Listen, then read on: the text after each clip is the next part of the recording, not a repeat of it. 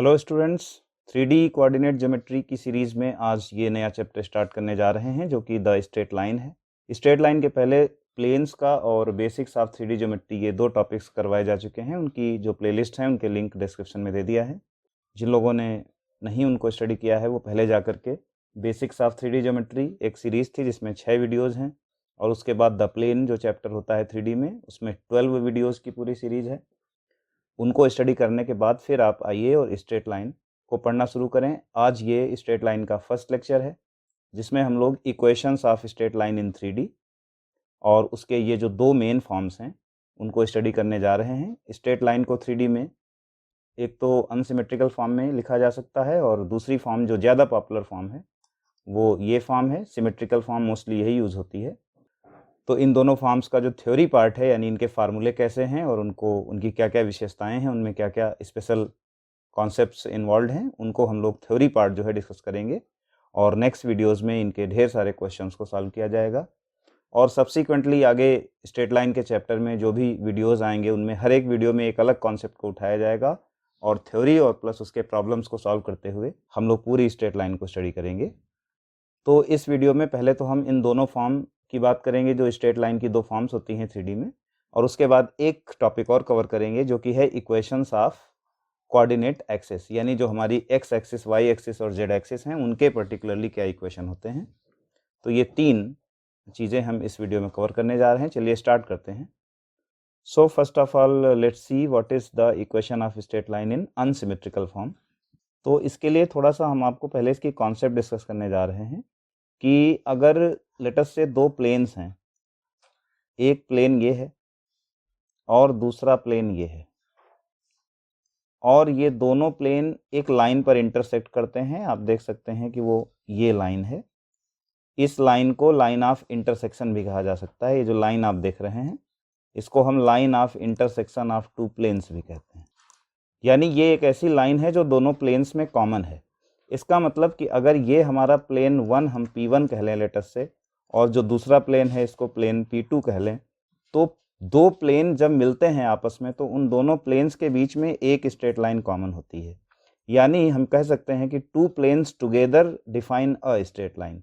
यानी अगर दो प्लेन्स के इक्वेशंस को हम एक साथ लिख दें तो जो उनका कंबाइंड इफेक्ट होता है वो एक स्ट्रेट लाइन होती है, क्योंकि दो प्लेन्स में एक ही स्ट्रेट लाइन कॉमन हो सकती है। कभी ऐसा संभव नहीं है कि दो प्लेन्स पर एक से ज़्यादा स्ट्रेट लाइंस हो जाएं जो उन दोनों प्लेन्स पर लाई कर सकें एक साथ।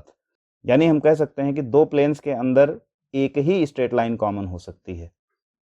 तो कॉन्सेप्ट ये है कि जब दो प्लेन्स के इक्वेशन को एक साथ टुगेदर एक सेट बना करके लिख दिया जाता है तो वो दोनों प्लेन्स मिलकर एक लाइन को ही डिफाइन करते हैं। तो अनसिमेट्रिकल फॉर्म क्या है? सिंपली आपको दो प्लेन्स के इक्वेशन को टुगेदर लिखना है। तो इन दोनों प्लेन्स जिनसे मिलकर के हमारी लाइन डिफाइन हो रही है, अगर इन दोनों प्लेन्स को हम टुगेदर लिख दें तो उससे एक स्ट्रेट लाइन बन जाएगी। So the equation of straight line given by above two planes can be written as. इस तरीके से आपको दोनों प्लेन्स को एक सेट में लिख देना है और यही इक्वेशन ऑफ स्ट्रेट लाइन है। अब आपको थोड़ा अजीब लग सकता है कि ये तो दो प्लेन अलग अलग लिखे हुए हैं, ये लाइन कैसे मान ले हम इसको।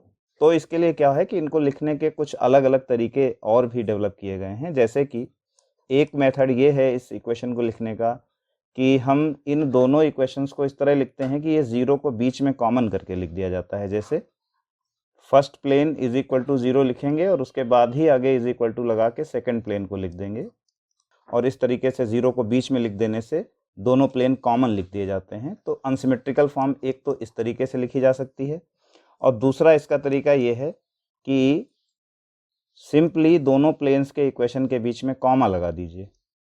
सबसे ऊपर इन सब सारी बातों के ऊपर एक बात है कि आप इनको प्लेन इसलिए नहीं मानेंगे कि जो क्वेश्चन होगा आपका उसमें वो इन दोनों इक्वेशंस के आगे या पीछे अगल बगल कहीं प्लेन्स का नाम ही नहीं लिखेगा।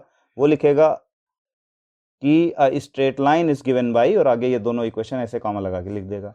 तो जब वो दोनों दो प्लेन्स टुगेदर लिखे हुए हैं और वो कह रहा है कि ये एक स्ट्रेट लाइन है, तो उसको पढ़ के आप अपने आप ही समझ जाएंगे कि भैया ये अनसिमेट्रिकल फॉर्म में स्ट्रेट लाइन की बात हो रही है, जिसका सारांश यही है कि दो प्लेन्स जब टुगेदर लिखे जाएं एक साथ तो वो प्लेन नहीं बल्कि वो एक स्ट्रेट लाइन माने जाएंगे, क्योंकि दोनों प्लेन्स के बीच में कॉमन एक स्ट्रेट लाइन ही होती है।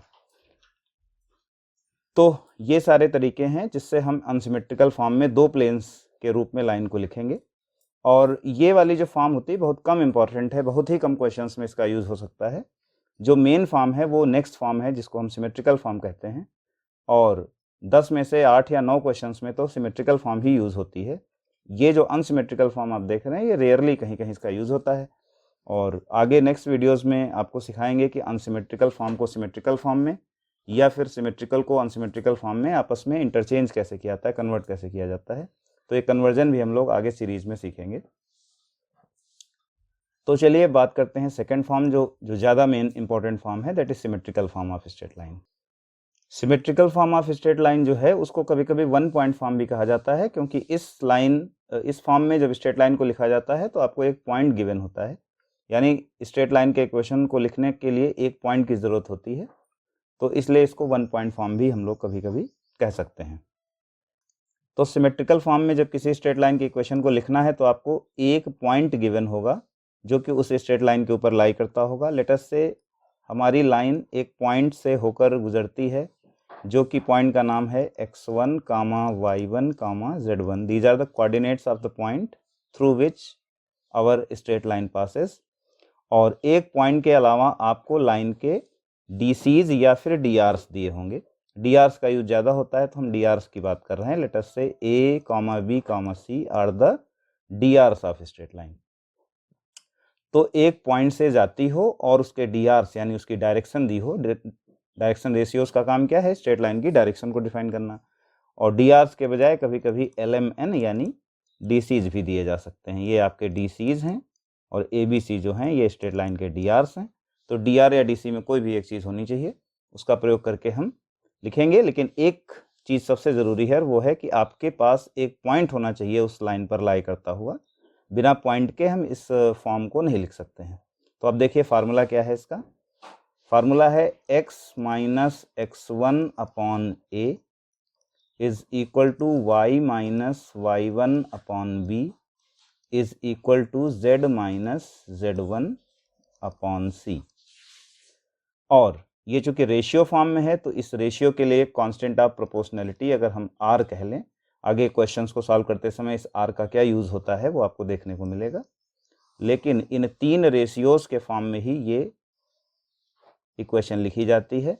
और इन DRs की जगह में अगर किसी क्वेश्चन में आपको DC दिए हुए होंगे डायरेक्शन कोसाइंस, तो उनका यूज़ भी कर सकते हैं।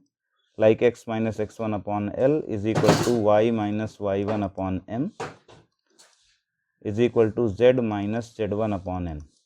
क्वेश्चंस को सॉल्व करते समय हमें इन रेशियोज को एक कांस्टेंट, जिसको हम प्रोपोर्शनैलिटी कांस्टेंट या पैरामीटर भी कहते हैं, उसके बराबर इनको करेंगे तो आगे इससे पॉइंट निकलेगा। और क्वेश्चंस को सॉल्व करने का एक ढंग होता है 3D में स्ट्रेट लाइन के अंदर, तो उसका यूज़ हम लोग करेंगे आगे। चलिए आपको बता देता हूँ कि ये R का यूज़ क्यों किया जा रहा है, ये R कहाँ से आ रहा है, बल्कि पूरा ये हमारा इक्वेशन ही कैसे बना है इसके बारे में आपको जानकारी देते हैं। लेट अस से ये हमारी लाइन है जिस पर एक पॉइंट गिवन है A, जिसके कोऑर्डिनेट हैं x1, y1, z1। और जब किसी इक्वेशन को हम डिराइव करते हैं तो एज अ लोकस उसका डेरिवेशन होता है। ये स्ट्रेट लाइन किसी पॉइंट का लोकस है जो मूविंग वेरिएबल पॉइंट है, लेट अस से वो x, y, z है। आपको आइडिया होगा कि कोऑर्डिनेट ज्योमेट्री में जब भी कोई इक्वेशन डिराइव करनी है तो किसी पॉइंट का लोकस निकालना होता है, और इन दोनों पॉइंट्स के बीच की जो डिस्टेंस है वो है r। तो अब हम क्या करेंगे कि डायरेक्शन कोसाइंस का जो फार्मूला होता है, जो पहला डायरेक्शन कोसाइन L होता है, कॉस अल्फा जिसको कहते हैं, उसका फार्मूला क्या होता है?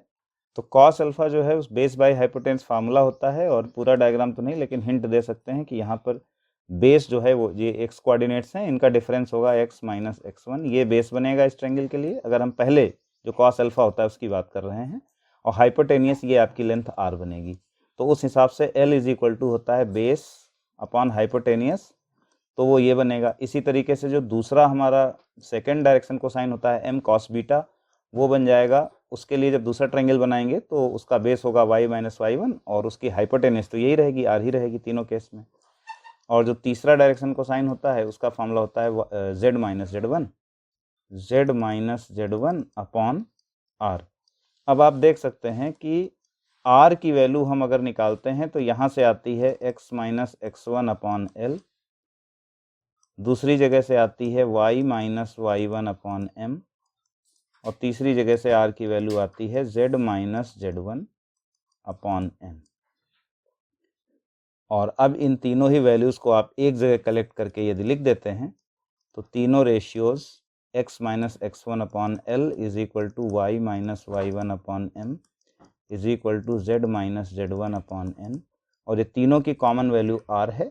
इसीलिए सिमेट्रिकल फॉर्म में इन तीनों रेशियोज़ के आगे हम लोग एक r लेट करते हैं, जो आगे क्वेश्चंस में आप देखेंगे कि इस r का यूज़ हम कैसे करेंगे, तो वो तो नेक्स्ट वीडियोस में आपको देखने को मिलेगा। अभी जहाँ तक सिर्फ फार्मूले की बात है तो ये आपका symmetrical form of straight line है, जिसको हम वन पॉइंट फॉर्म भी कह सकते हैं, क्योंकि इसमें एक पॉइंट का यूज़ होता है और साथ में डीसीज या डीआर्स का यूज़ होता है।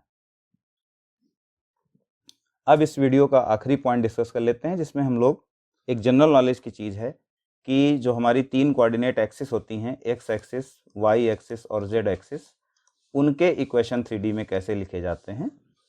ये बड़े काम की चीज़ है। कई बार क्वेश्चंस के बीच में आपको एक्स एक्सिस या वाई एक्सिस या जेड एक्सिस का इक्वेशन अचानक से चाहिए होता है, तो कुछ लोग उसमें फार्मूला लगाने बैठते हैं तो उनको उसमें डिस्टर्बेंस फील हो सकता है। हमारे पास पॉकेट में रेडीमेड टूल होना चाहिए, तत्काल तुरंत यूज़ कर सकें कि किसी एक्सिस की इक्वेशन क्या होती है। तो सबसे पहले बात करते हैं एक्स एक्सिस यानी ओ एक्स एक्सिस जो हमारी है उसका इक्वेशन क्या होगा। तो इतना तो आप समझ ही सकते हैं कि एक्स एक्सिस के जो डीसीज या डीआर्स होते हैं वो 1,0,0 होते हैं। ये बात आपको मालूम ही है कि एक्स एक्सिस के डीसीज 1,0,0 होते हैं। ये डीसी और डीआर दोनों ही हैं, क्योंकि इनमें डीसी को आप डीआर में कन्वर्ट करिए तब भी जीरोज़ के कारण वो यही रहेगा। तो चाहे आप इनको डीसी कह लीजिए चाहे डीआर कह लीजिए, दोनों ही 1,0,0 होते हैं। फिर जैसे आपका ओ वाई एक्सिस है, ओ वाई एक्सिस के जो आपके होते हैं डीसीज या डीआर वो 0,1,0 रहेंगे, और जो जेड एक्सिस है हमारी उसके डीआर्स हमारे 0,0,1 रहेंगे। ठीक है, तो पहले नंबर पे आता है। अब तीनों ही एक्सिस आपकी कहाँ से पास करती हैं, ओरिजिन। तो सिमेट्रिकल फॉर्म में ऊपर क्या x1 y1 z1 क्या चाहिए होता है, एक पॉइंट।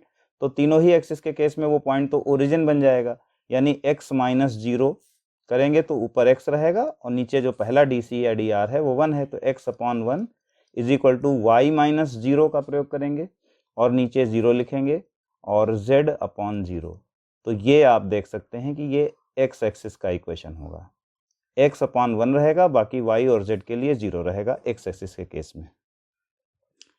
सिमिलरली जब हम ओ वाई यानी y एक्सिस की बात करेंगे तो 3D कोऑर्डिनेट ज्योमेट्री के अंदर y एक्सिस का इक्वेशन लिखा जाएगा। उसमें y के नीचे 1 रहेगा, क्योंकि सेकेंड डीसी आप देखते हैं इसमें 1 होता है, और ऊपर तो 0 0 0 x1 y1 z1 तीनों जगह 0 ही है, तो ऊपर हमारे सिंगली x y और z ही रहते हैं। तो x upon 0, y upon 1 and z upon 0, ये हो गया हमारा y एक्सिस का इक्वेशन। उसके बाद आते हैं ओ जेड एक्सिस, जिसमें हम x upon 0 is equal to Y upon 0 is equal to, इसमें z एक्सिस में z के नीचे 1 रहेगा। याद करना बहुत ही सिंपल है, लॉजिकल है। जो एक्सिस होती है उसके कोऑर्डिनेट के नीचे 1 रहेगा, बाकी दो जगह 0 रहेगा। So these are the equations of the 3 coordinate axis. इसमें आपको कोई डाउट है, कोई क्वेरीज हैं आपकी, या कोई सजेशन आप देना चाहते हैं तो कमेंट्स में जाकर के ज़रूर बताइए। नेक्स्ट वीडियोज़ में स्ट्रेट लाइन के एक एक करके सारे कॉन्सेप्ट्स को डिस्कस करेंगे और ढेर सारे क्वेश्चंस का, एक बेस्ट क्वेश्चंस का सलूशन भी किया जाएगा।